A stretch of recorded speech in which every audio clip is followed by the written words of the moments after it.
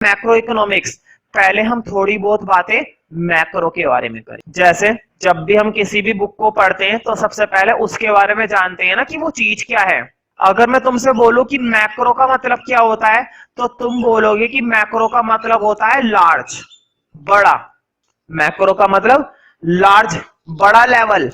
ध्यान से सुनो, अगर मैं बात कर रहा हूं सिर्फ अपनी तो बात हो रही है माइक्रो की, एक की बात। मैं बात कर रहा हूं सिर्फ एक टीचर की, किसी एक गली के अंदर एक घर के अंदर बैठकर एक टीचर पढ़ा रहा है, माइक्रो की बातें हो रही हैं।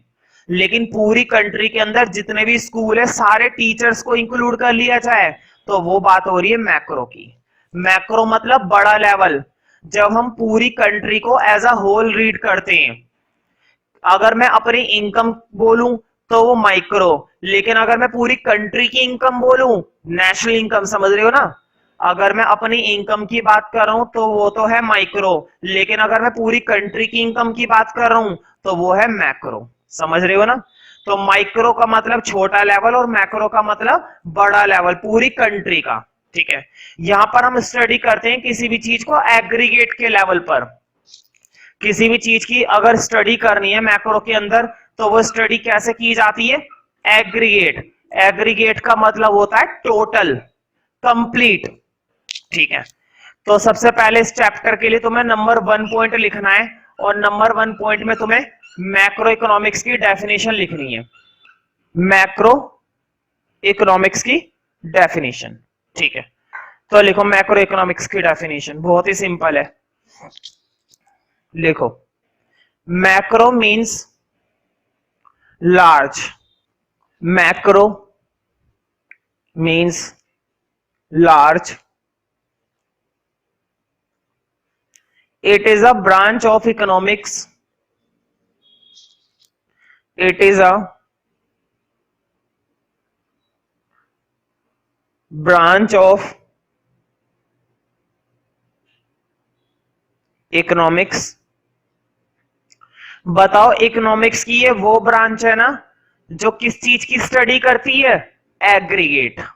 अगर इनकम बोलोगे तो कैसी इनकम बोलो, एग्रीगेट। अगर डिमांड बोलोगे तो कैसी डिमांड बोलोगे, एग्रीगेट डिमांड।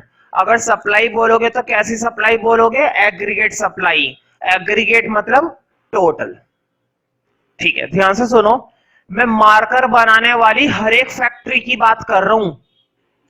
मैं मार्कर के प्रोडक्शन की बात कर रहा हूं, वो भी कौन सा प्रोडक्शन, एग्रीगेट प्रोडक्शन। एग्रीगेट मतलब total production in the country, कि पूरी कंट्री के अंदर मार्कर का कितना प्रोडक्शन किया जाता है, that is called macro.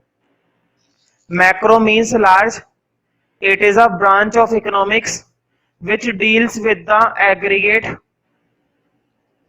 which deals with the aggregate economic variables,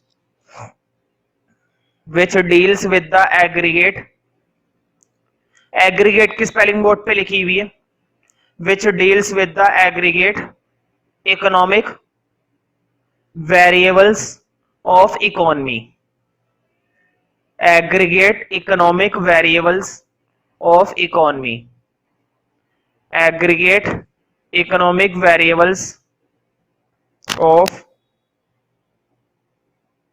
economy।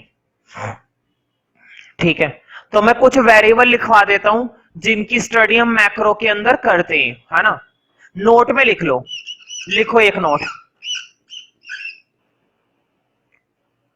Note में लिखो, macro economic variables are, macro economic variables are,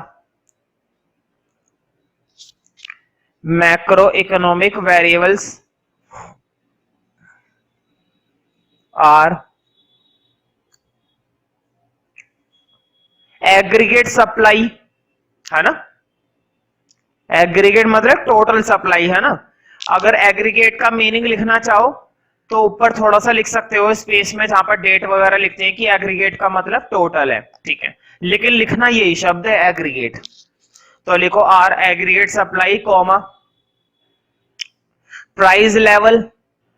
ध्यान से सुनो, अगर मैं मार्कर के प्राइस की बात कर रहा हूं तो माइक्रो, और पूरी कंट्री के अंदर सभी गुड्स के प्राइस लेवल की बात हो रही है। अगर मैं सिर्फ और सिर्फ किसकी बात कर रहा हूं, मार्कर की, तो मार्कर का प्राइस माइक्रो है। लेकिन पूरी कंट्री के अंदर जितनी भी चीजें बनाई जाती है सबके प्राइस की बात हो रही है। जितनी भी गुड्स बनाई जा रही हैं और जितनी भी सर्विसेज बनाई जा रही है सबकी बात हो रही है, तो that is called price level. Price level macro, लेकिन सिर्फ प्राइस माइक्रो। तो लिखो aggregate supply comma price level. कई बार ना प्राइस लेवल को जर्नल प्राइस लेवल भी बोलते हैं, तो एक ही बात है, ठीक है।